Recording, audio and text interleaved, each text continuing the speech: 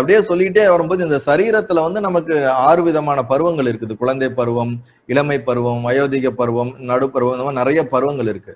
அதுல இந்த குழந்தை பருவத்தை பத்தி அவர் சொல்றாரு. இந்த குழந்தை பருவம் தான் இருக்கிறதுலே வந்து ஒரு இக்னரன்ஸ் ஸ்டேட் அப்படிங்கிறார். இந்த குழந்தைய பாத்தீங்கன்னு வச்சுங்களேன், எல்லாருமே நீங்க குழந்தைய வளர்த்துருப்பீங்க, ஆல்மோஸ்ட் குழந்தைங்களை எல்லாம் பார்த்திருப்பீங்க, அனுபவப்பட்டிருப்பீங்க. இந்த குழந்தை வந்து எந்த நேரத்துல மண்ணு சாப்பிடும் நமக்கு தெரியாது, எந்த நேரத்துல ரோட்ல போய் குறுக்க போகும் நமக்கு தெரியாது. ஏன்னா அதுக்கு தான்ற புத்தியே இருக்காது, என்ன பண்றதுன்னே தெரியாது. இதுல ரொம்ப அழகா சொல்றாரு இந்த இடத்துல. இதுல என்ன சொல்ல வர்றாருன்னா, அந்த பருவ காலத்தில் தவிர்க்க முடியாத ஆபத்துகள், பலவீனங்கள், கருத்துக்களை கொண்டு வெளியிட முடியாத அவல நிலை, அறியாமை, ஆசைகள், நிலையில்லா எண்ணங்கள் ஆகியவைகளால் அவதிப்பட வேண்டியதாகிவிடும். எதுல? குழந்தை பருவத்துல. நமது உடலில் மனம்தான் செயலுக்கு காரணம். கடல் அலைகள் போல, அல்லது அழகிய மாதுவின் கண்களின் மிரட்சியை போல, அல்லது காற்றில் அசையும் விளக்கு சுடர் போல அந்த மழலை பருவத்தில் சுற்றி திரியும் நாய் போல சோற்றை தின்று சின்ன சின்ன காரியங்களுக்கெல்லாம் சந்தோஷப்பட்டும் அல்லது துக்கப்பட்டும் நாட்களை கடத்தும் சில நேரங்களில் மண்ணை சாப்பிட்டும் ஆகாயத்தில் உலவும் சந்திரனை வா என்று கூப்பிட்டும் அருகில் வரும்படி வேண்டி செய்யும் இந்த அறியாமையால் வளர்ந்த இந்த செயலை அருளான செயல் என்று எப்படி கருத முடியும்? நிலாவை பார்த்து வாவான்னு கூப்பிடும், கரெக்டா இல்லைங்களா? மண்ணை எடுத்து சாப்பிடும். எப்ப சுத்தி எந்த ஆபத்து வரும்னு அதுக்கு தெரியாது. தான் கழிக்கிற மலத்து மேல அதுவே படுத்திருக்கும். தான் எப்ப ஒரு பசிக்குதுன்னு கூட சொல்ல தெரியாது, அழுகும். வயிறு வலிக்குதுனாலும் சொல்ல தெரியாது, அழுகும். சோ தனக்கு நடக்கிறது என்னன்னே அதனால வெளிப்படுத்த முடியாத ஒரு நிலையை நீங்க எப்படி வந்து ஒரு நல்ல ஸ்டேட்டு. ரெண்டாவது, அந்த குழந்தைய பாத்துக்கிறவங்களுக்கு அதை விட ஒரு பெரிய ஒரு எப்ப பார்த்தாலும் ஒரு அது ஏதாவது ஒரு ஆபத்துல சிக்கிடுமோ, ஏதாவது ஒரு பிரச்சனை வந்துருமோ, அது அவ்வளோ வந்து ஒரு பீதியை கொடுக்குங்கிறாரு. சொல்றாரு அழகா, பெற்றோர்கள், உறவினர்கள், பெரியவர்கள் ஆகிய அனைவரின் உள்ளங்களில் பீதியை ஏற்படுத்தும். அதன் காரணமாக அவர்கள் அனைவரும் இவைகள் எப்போது பயத்தை அளித்து பலவிதமான மன கிளேசங்களை உண்டு பண்ணும், எதையும் பகுத்தறியும் தன்மை இழந்து தவிக்கும் இந்த நிலைக்கு தள்ளிவிடும். இந்த பருவத்தில் சந்தோஷம் என்று எதை நீங்க சொல்றீங்க அப்படிங்கிறார். ஒரு குழந்தை அறியாமையில, இக்னரன்ஸ்ல அது பாட்டுக்கு வாழுது. அதுக்கும் ஒரு விலங்குக்கும் என்ன வித்தியாசம் இருக்குன்னு அவர் ரொம்ப அது சொல்றாரு. இதெல்லாம் வார்த்தையை யூஸ் பண்றாரு. என்ன வித்தியாசம் இருக்குங்கிறார். அதுக்கு ஒரு அறிவு வந்து ஒரு தெளிவு, ஒரு விவேக புத்தியே இல்லையே. ஏதோ ஒரு மத்த விலங்கு போலதானே அதுவும் இயங்கிட்டு இருக்குது, கண்டதை தின்னுட்டு கண்டபடி இருந்துகிட்டு இருக்குது. அதை நீங்க எப்படி வந்து ஒரு சுகமான இது ஒரு நல்ல ஒரு பருவம் அப்படின்னு அவர் சொல்றாரு. அதே மாதிரி வந்து வயோதிக பருவம் 16 வயசுக்கு அப்புறம் வந்து நம்ம எல்லாருமே வந்து இந்த வயோதிக பருவத்துல வந்து இந்த இளமையில வந்து அந்த காமங்கிற ஒரு விஷயம் வந்து ஒரு மனிதனை எப்படி ஆட்கொள்ளுது. இருக்கிறதுலே மோசமான ஒரு டைம் வந்து இந்த யூத் பீரியட் தான் அப்படிங்கிறார்.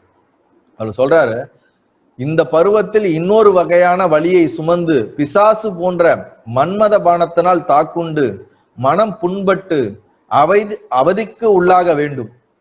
இந்த சமயத்தில் தகுந்த குருவை நாடி மனதில் ஒளி பெற முயல வேண்டும். அதன் மூலம் பலவிதமான துறைகளில் அறிவினை வளர்த்து மனது விசாலம் வேண்டும். சக்தியுள்ள ஓடையை போன்ற மனதை தூய்மையாக்க நல்ல கர்மங்களை செய்ய வேண்டும். ஆசைகள் இந்த உடம்பில் காட்டில் வளரும் மரங்கள் போல பெருகி மான் போன்ற மனதை இந்திரிய சுகங்களுக்கு படுகொல்லியில் தள்ளிவிடும். இந்த இந்திரியம் என்ன பண்ணுது? இந்த யூத் பீரியட்ல இந்த சென்ஸுக்கு ஏத்த மாதிரி அவங்க இயங்கி போய் ஒரு குழியில தள்ளிடுவாங்க. தான் என்ன செயல் செய்யறாங்கன்னு தெரியாது, யார் சொல்றதையும் கேட்க மாட்டாங்க, அப்பா அம்மா சொல்றதை கேட்க மாட்டாங்க, தான் நினைச்சதுதான் சரின்னு நினைப்பாங்க. ரொம்ப இந்த காமத்தினால வயப்படுவாங்க. ஏன்னா அப்பதான் அவங்களுக்கு பாடி லெவல்ல வந்து டிரான்ஸ்ஃபர்மேஷன் நடக்கும். ஸோ ஹார்மோன்ஸோட pressure, mental pressure, desire, fantasy இருக்கிறதுலே ரொம்ப ஒரு டேஞ்சரஸான பீரியட் வந்து இந்த யூத் பீரியடுன்றாங்க. அந்த பீரியட்ல ஒரு நல்ல குருவோட இல்ல ஒரு நல்ல ஆசானோட இருந்து நல்ல கர்மங்களை செஞ்சு நல்ல விஷயங்களை உள்வாங்கி தன்னை வந்து தூய்மைப்படுத்தி சரியான விதத்துல முன்னேறணும் அப்படிங்கிறது ரொம்ப தெளிவா சொல்றாரு. இல்லாட்டி நம்ம வீணா போயிடுவோம். அவரே சொல்லியிருக்காரு, வீணா போயிடுவோம் அப்படிங்கிறாரு.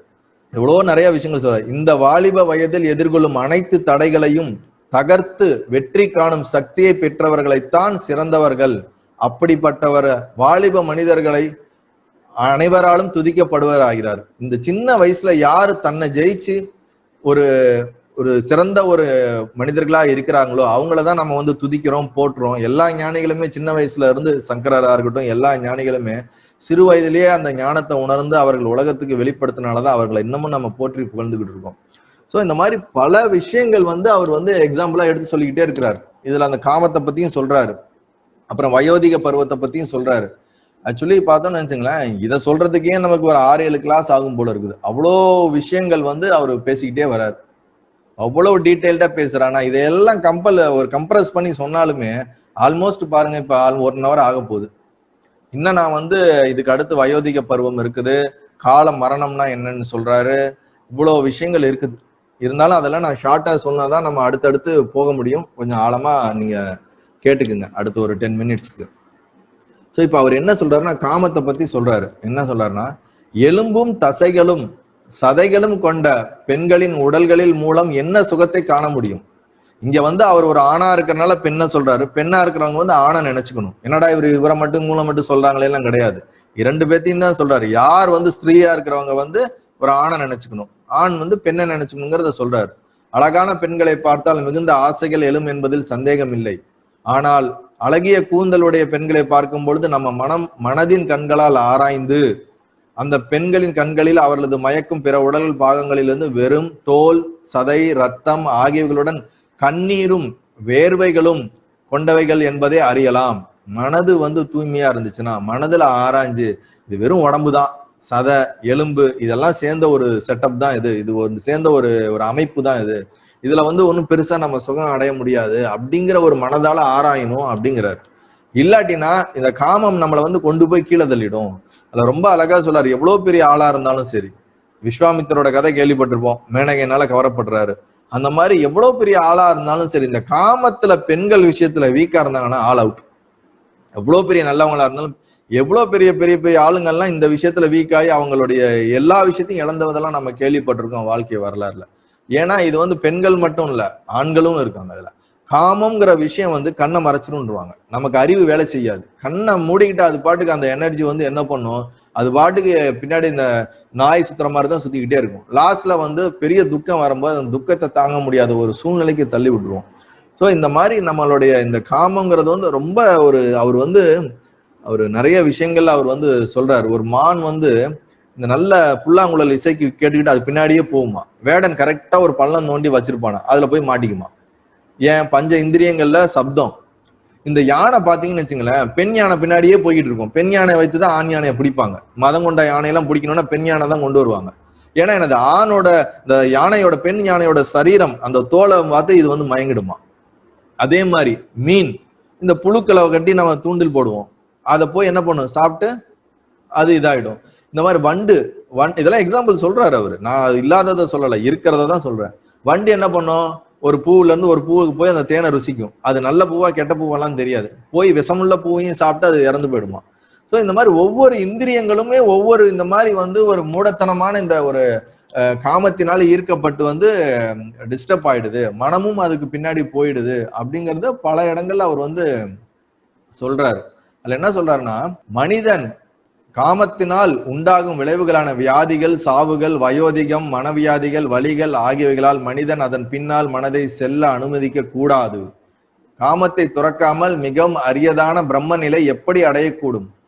காமத்தை துறக்காமல் பிரம்ம நிலை எப்படி அடையக்கூடும் கேட்கிறார்.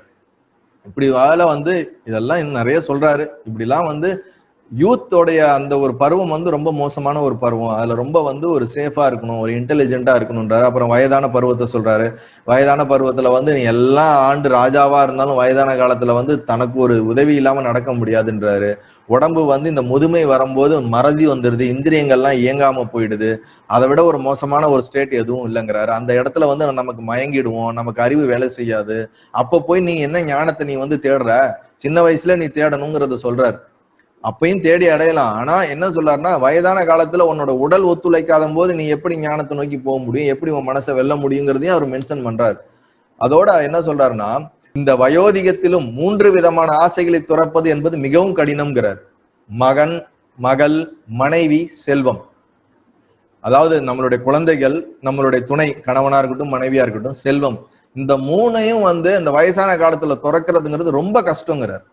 ஏன்னா அதுதான் நமக்கு செக்யூரிட்டியா நம்ம நினைச்சுக்கிட்டு இருப்போம். நம்மளை வந்து கடைசி வரைக்கும் கூட்டிட்டு போவோம். பணம் இருந்தாதான் நம்ம கடைசி வரைக்கும் இருக்க முடியும், நம்மளுடைய சொந்த கணவன் மனைவியா இருக்கணும், இல்ல நம்ம பிள்ளைங்க பாத்துக்கணும். அப்ப எப்பயுமே ஒரு இன்செக்யூரிட்டி வந்து இந்த லைஃபோட எண்டுல வந்து ஜாஸ்தியா இருக்கும்.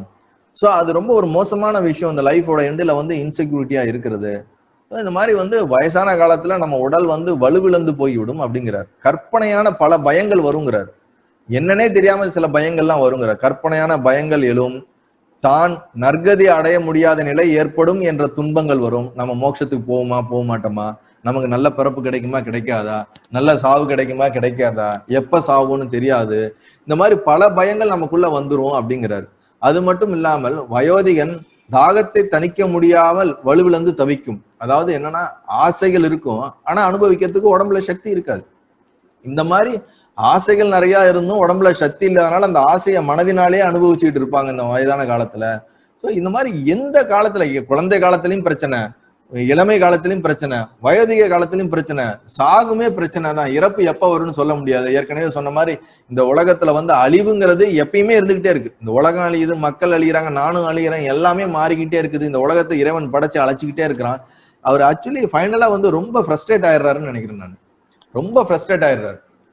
ஃப்ரஸ்ட்ரேட்டட் மீன்ஸ் இதை வந்து எப்படி எடுத்துக்கணும்னா, அந்த ஃப்ரஸ்ட்ரேட்டட் வந்து ஞானத்தை நோக்கி தள்ளக்கூடிய அந்த ஒரு ஃப்ரஸ்ட்ரேஷனா இருக்குது. ஐயோன்னு போட்டு லைஃபை வந்து ஹோப்பை விட்டுறது கிடையாது. இதெல்லாம் இப்படி இருக்குதே, இதுக்கு என்ன ஒரு வழி அப்படின்ற அந்த ஒரு ஃப்ரஸ்ட்ரேஷன் வந்து இது சரியான வைராக்கியம். இந்த ஃப்ரஸ்ட்ரேஷன் வந்து விரக்த பாவம் வந்து ஞானத்துக்கும் மோட்சத்துக்கும் அழைச்சிட்டு போகும். ஜென்ரலா வரக்கூடிய ஃப்ரஸ்ட்ரேஷன் வந்து நம்மளை கீழ் நோக்கி தான் எடுத்துட்டு போகும். ஸோ இவருடைய அந்த ஒரு ஃப்ரஸ்ட்ரேஷன் வந்து இதை உண்மை என்ன அப்படின்னு தெரிஞ்சுக்கணும்னு தான் அந்த வசிஷ்டர்கிட்ட வந்து இவர் இவ்வளவு தூரம் கேட்கிறாரு. நல்லது.